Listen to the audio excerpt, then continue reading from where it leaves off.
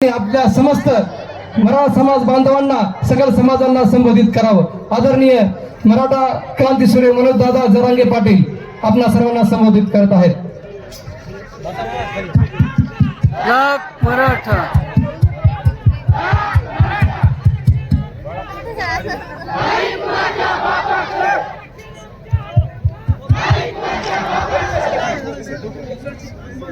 हिंदवी स्वराज्याचे संस्थापक राजे छत्रपती शिवराय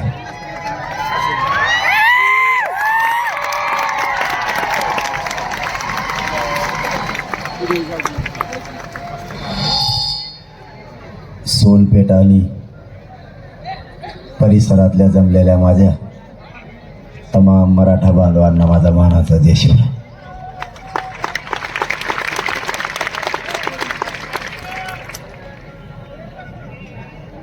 मराठा आरक्षणाची लढाई मायबापू आता अंतिम टप्प्यात आली। आपल्याला ही लढाई जिंकायची, सगळ्यांना सावध राहा। आरक्षण विषय स्वतःच्या मुलाच्या खूप अस्तित्वाचा प्रश्न बनलाय। हा प्रश्न लवकर मार्गी लागला पाहिजे यासाठी आपण 4 महिन्यापासून संघर्ष करतो। आता ही लढाई अंतिम टप्प्यात आली। ही लढाई आपल्याला काही केलं तरी जिंकायची। आरड्या ओरड्यात वेळ घालू नका। पिढ्याना पिढ्या आपल्या बरबादी आरड्यामुळे झाल्या। विनाकारण काही कारण नसताना आपलत बसायचं आणि पोरांचे जर वाटोळे झाले तर मग त्याला जबाबदार कोण? आरक्षण हा विषय लवकर समजून घ्या। आरक्षण स्वतःच्या मुलाला का लागतं हे समजून घ्या। इथं ना माझा फायदा आहे ना तुमचा, इथं घराघरातल्या मराठ्यांचा फायदा आहे म्हणून आरक्षण समजून घ्या। काही कमवाजत येईल ते आता ते बंद नाही होणार नाही। मला सुचना काही मग तर जास्त वाजायला लागलं ते।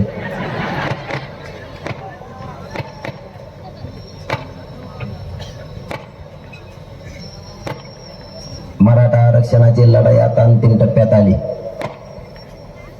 आरक्षण मिळवण्यासाठी सज्ज राहा। या महाराष्ट्रातला कानाकोपऱ्यातला मराठा समाज सध्या करोडोच्या संख्येने एकजूट झालाय। आपण जरा मराठा आरक्षणाकडे जास्तीचं लक्ष केंद्रित करूया। आपला उद्देश आणि आपलं ध्येय आता ढळलं नाही पाहिजे। मराठा आरक्षणासाठी 8-10 पिढ्या आपल्या बर्बाद झाल्यात। हे आरक्षणाचा विजय बघण्यासाठी अनेक दशकापासून मराठी आतुर झाले। आरक्षण मिळालं पाहिजे यासाठी मराठ्यांच्या पोरांचा आक्रोश सुरू आहे। आई बापानं पोरं शिकवले पण त्याचं चीज होत नाही। एका टक्क्यावर जर पोरग हुकलं तर त्याचा विषय उद्ध्वस्त व्हायला लागलं। कधी काळी तरी समजून घ्या, आपल्या पोराचं भविष्य घडलं पाहिजे। आपल्या पोरासाठी आपण कधीतरी काम केलं पाहिजे। कधीतरी समजून मराठ्यानं घ्या। दुसऱ्यांच्या पोरासाठी उभं आयुष्य आपण झगडत राहिलो। 75 वर्षात जे पक्ष झाले त्या पक्षातल्या सगळ्या नेत्यांना मोठं करण्यात आपली पुरी हयात गेली। आपल्या बापजाद्या मराठ्यांनी आयुष्यभर यांचे पॉम्पलेट रचित केले, यांचा प्रचार केला। हे नेते आता डबल येऊन देऊ नको बरं का, टकेशन टकोर येत नाही। आता कोणत्या गावात गेले की माझ्या डोक्यावर येते।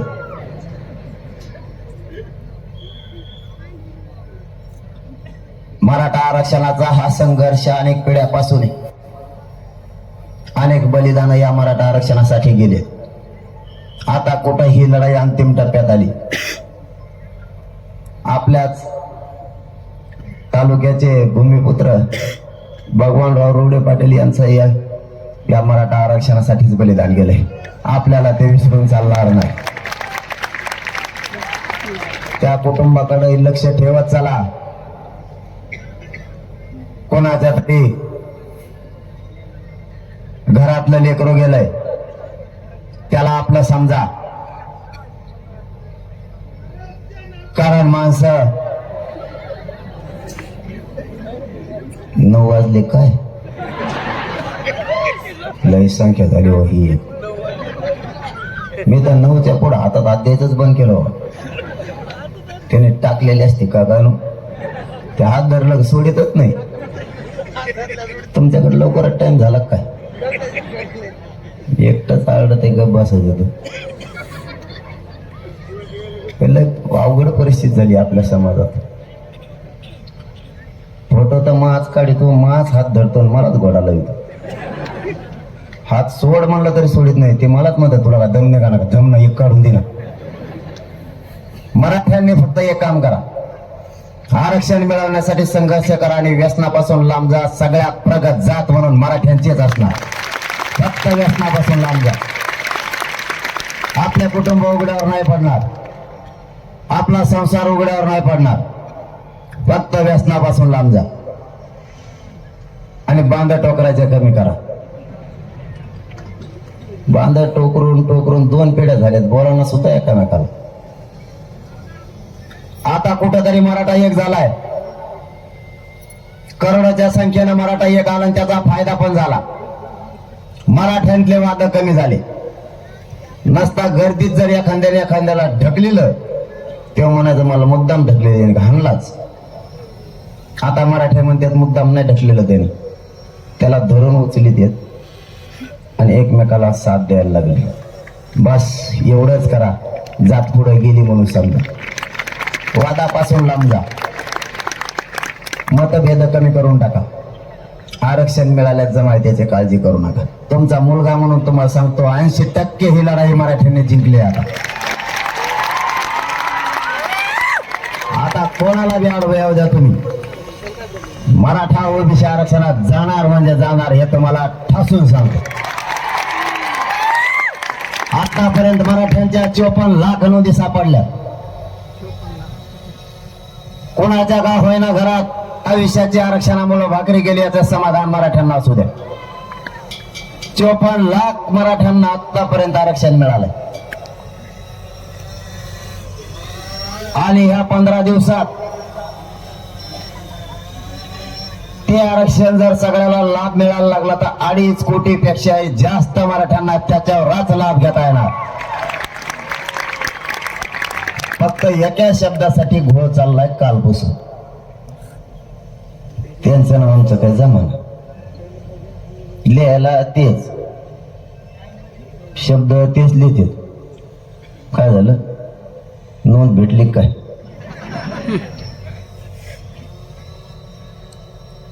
शब्द त्यांनीच लिहिले, कायदे तज्ञ त्यांचेच, मंत्रिमंडळाचा शिष्टमंडळ त्यांचं, घटनेचे अभ्यासक त्यांचेच, कायद्याचे अभ्यासक सुद्धा त्यांचे. कायदा बनवणारे पण त्याच व्यासपीठावर आणि अधिवेशन सुद्धा सुरू. तिन्ही कायदे मंडळ सध्या ऍक्टिव्ह आहेत. कागदही त्यांच्या जवळ, शब्द सुद्धा त्यांनीच लिहिले आणि त्यांचाच पेन.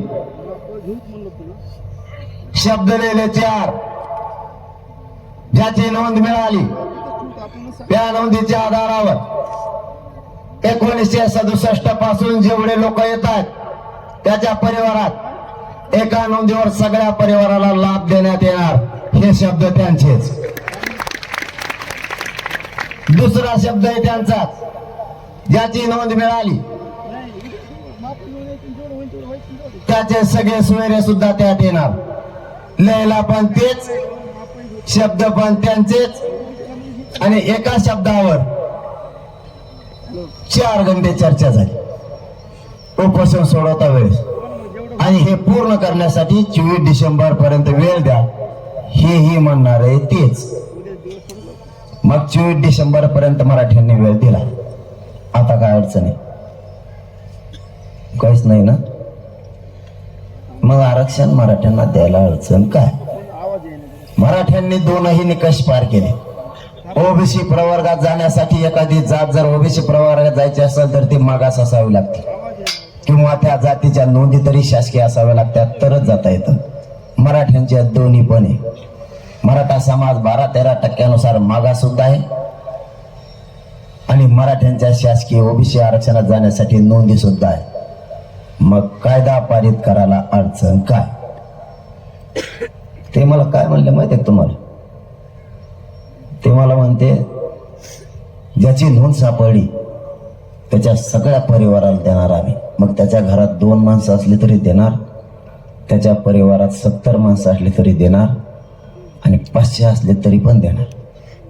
किती असू द्या त्याच्या परिवारातले, म्हणजे रक्ताच्या नातेवाईकाला देणार असा त्यांचा म्हणण्याचा उद्देश. आणि शब्द आहे 4.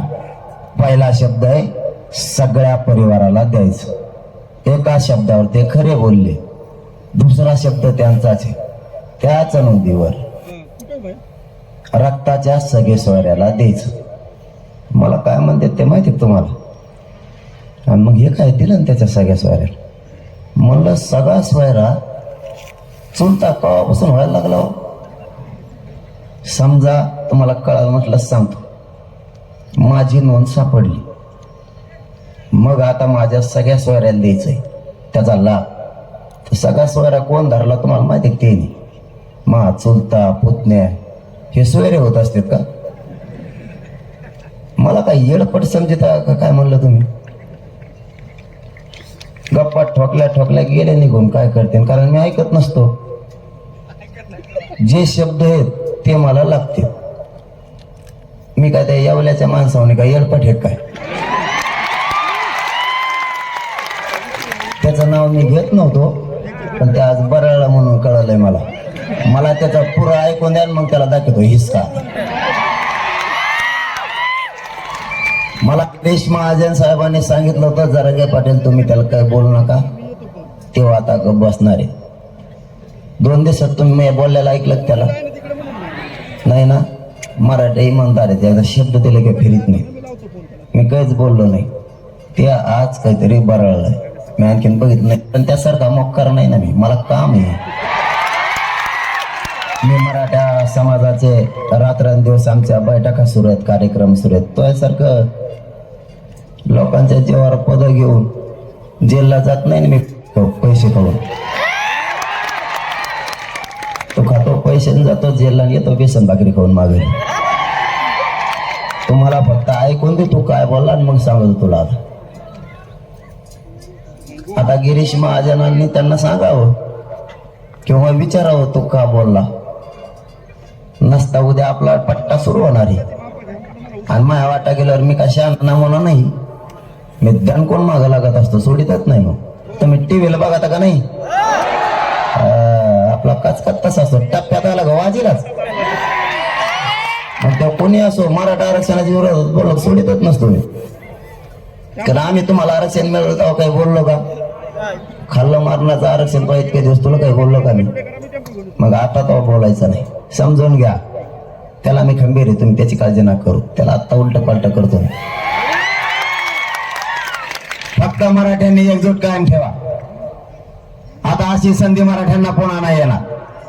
या संधीचं सोनं करा, एकजूट राहा. राजकारण्यांचं ऐकू नका. त्यांच्या फायद्यासाठी ते आपल्यात फूट पाडतील, फूट पडू देऊ नका. त्यांच्या स्वार्थासाठी ते फूट पाडतील. वाटोळा आपल्या लेकराचा होणार आहे, सावध राहा. आपल्या लेकरा मोठं करण्यासाठी हा लढा आपल्यालाच लढावा लागणार आहे. जिंकायचा सुद्धा आपल्यालाच. आपल्या पाठीशी कोणी नाही. आपण सगळ्याला मोठं केलं. राजकीय नेते जेवढे 70-75 वर्ष झाले ते सगळे आपणच मोठे केले. त्यातला एकही नेता आज आपल्या पोराच्या पाठीशी उभा राहायला तयार नाही.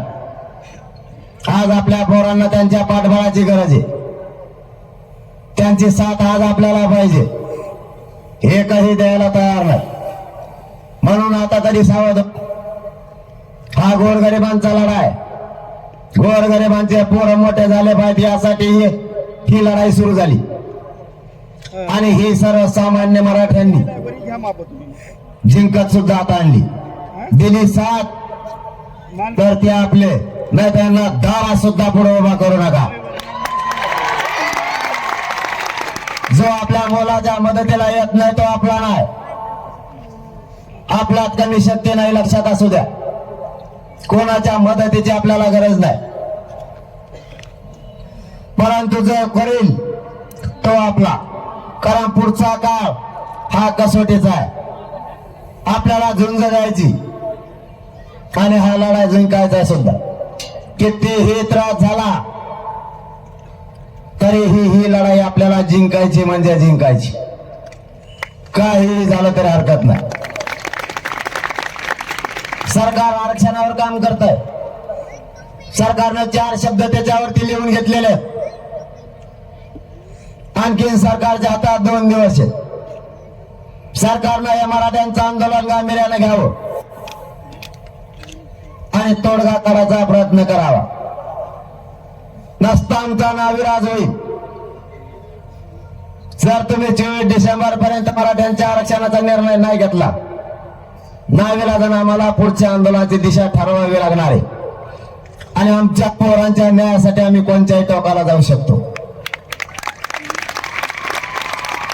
तुम्ही जर त्याचं एकट्याचं ऐकून मराठा समाजावर अन्याय करण्याचा प्रयत्न केला तर तुम्हाला पुढच्या काळात जड जाणार आहे. या सोनपेठ मधून मी गृहमंत्री फडणवीस साहेबांना एक प्रश्न विचारतो. आमच्या मराठ्यांच्या लोकांना नोटीस देण्याचं कारण काय? याचं उत्तर आम्हाला पाहिजे.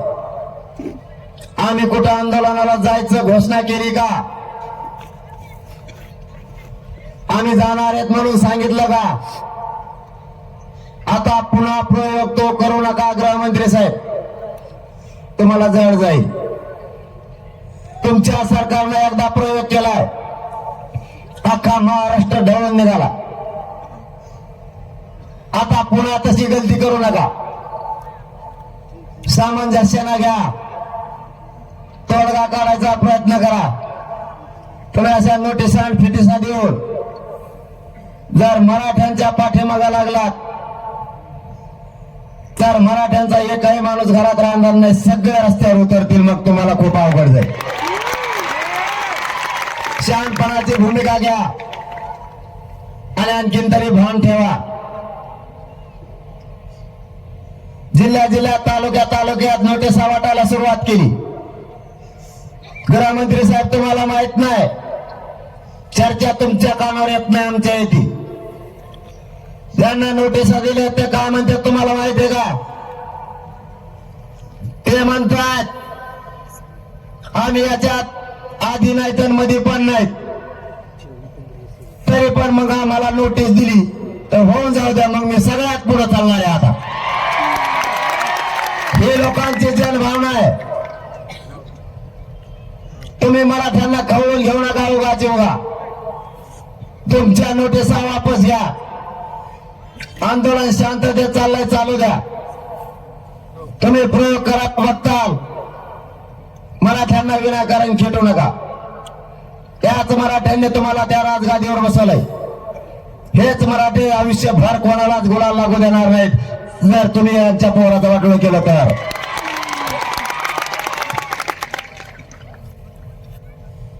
आमच्या समोर पर्याय नाही. आम्ही काय केलं पण नाही आणि आंदोलन केल्यापासून तुम्ही आम्हाला नाही रोखू शकत. कारण आमच्या समोर आमच्या लेकरांच्या वेदना आम्हाला दिसतात. 1% पोरगा हुकला तर घरापर्यंत रडत यायला लागलाय.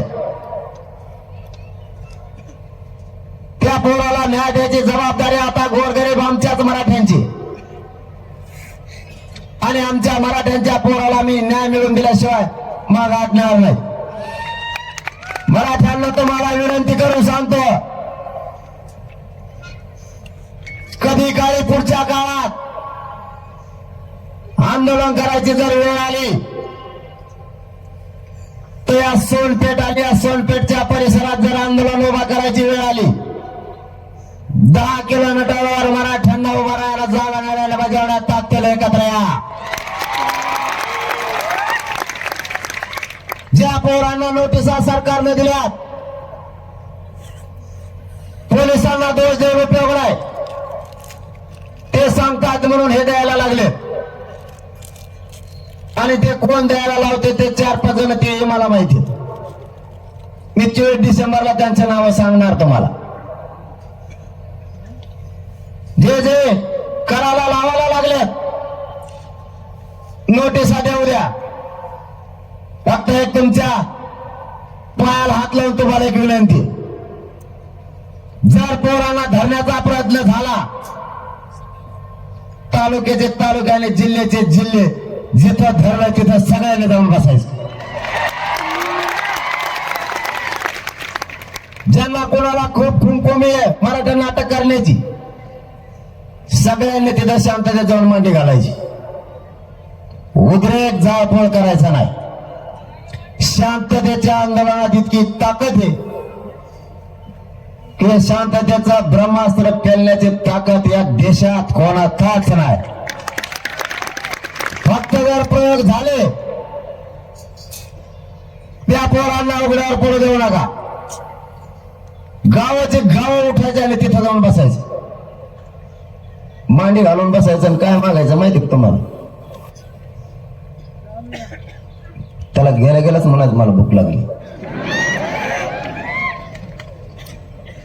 दनात जायचं आणि कानात बसायचं, रेटून खायचं आणि झोपायचं. कामात नाही करायचं काही. 1-2 लाख लोक एकाच पोलीस स्टेशनला बसले पाहिजे. त्या PSI बांधवाची फजितीच झाली पाहिजे वडापाव चारू. त्यांचा काही दोष नाही. मी पहिल्यांदाच सांगितलं मस्ती त्यांना आली आणि ती उतरवण्याची ताकद मराठ्यात आहे. तुम्ही आम्हाला साध्यात घेऊ नका आता, कारण आम्हाला आमच्या लेकराला न्याय द्यायचा आहे. कायद्याच्या चौकटीच्या बाहेर आम्ही बोलत नाही, कारण नोंदी आमच्या सापडल्या. यांचा डाव मात्र यशस्वी नाही होऊ द्यायचा. आपण म्हणलं की मुंबईत जायचं नाही, आपण ठरवलंच नाही आणखीन जायचं का नाही. आधीच नोटीस द्यायची गरज काय?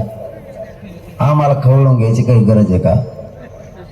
म्हणजे तुम्ही ध्यानात आणून दिलं आमच्या नोटिसा देऊन मुंबईत जायचंय म्हणून. बरं तुम्ही नोटिसा देता किती जणाला?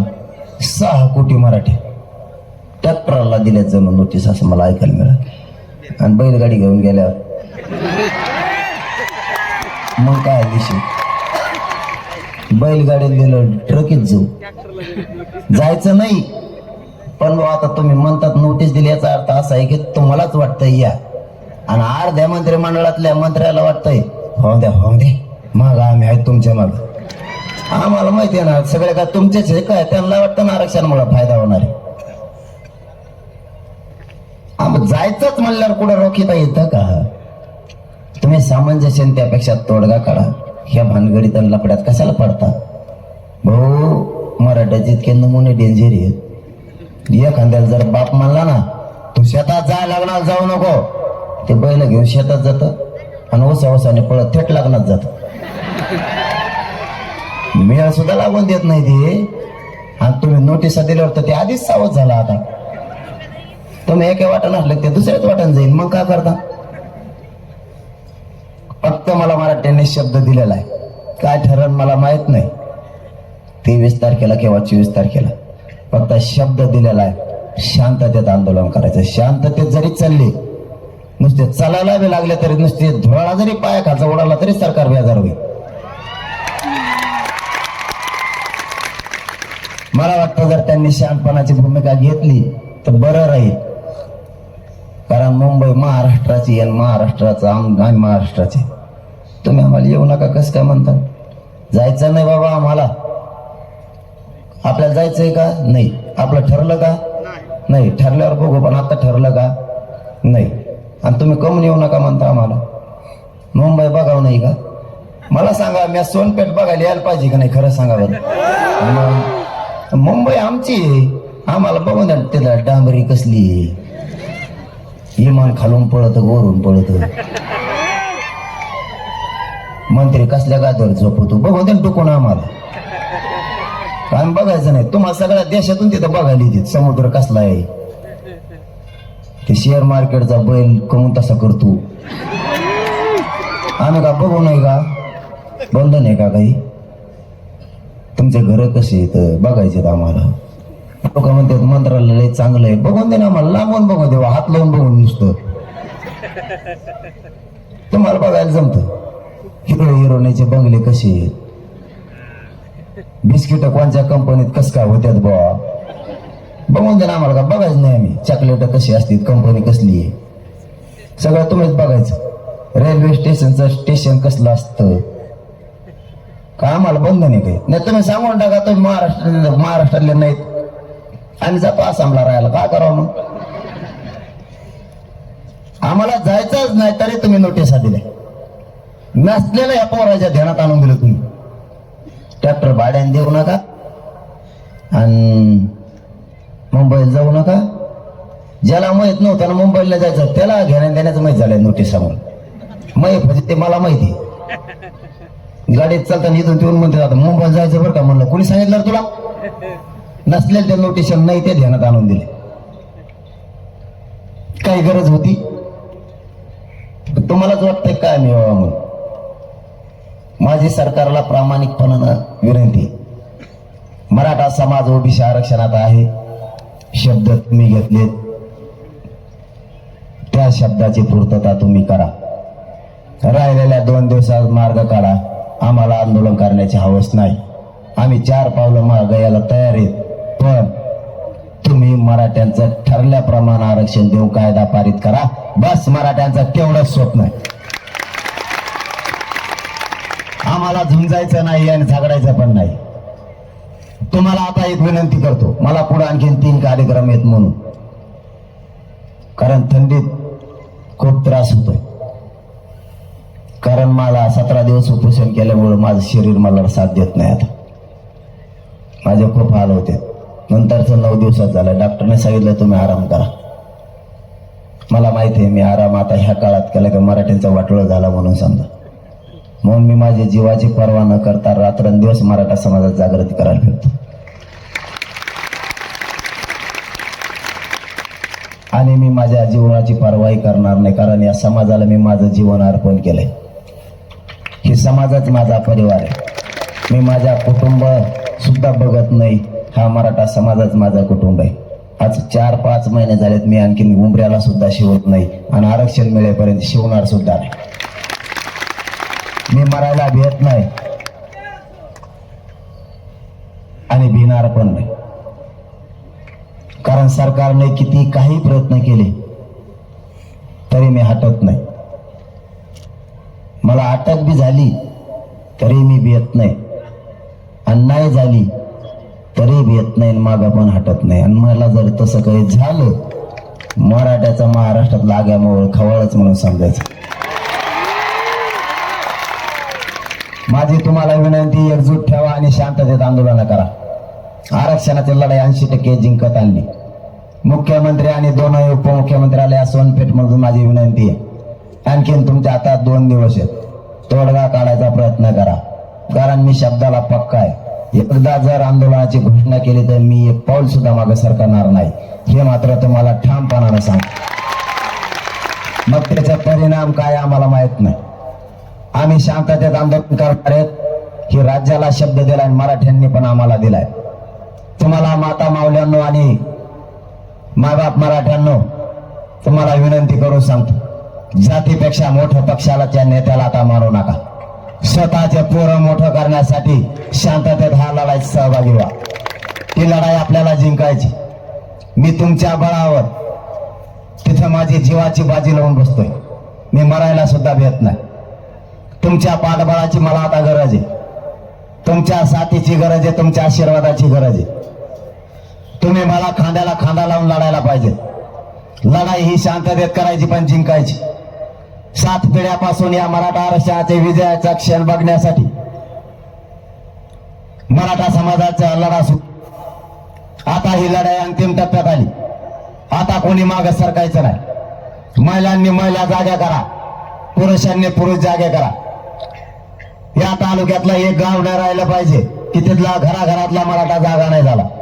गावानं गाव पिंजून का आणि स्वतःची लढाई स्वतःच्या पोरांना न्याय मिळवून देण्यासाठी आपण स्वतःच लढायची.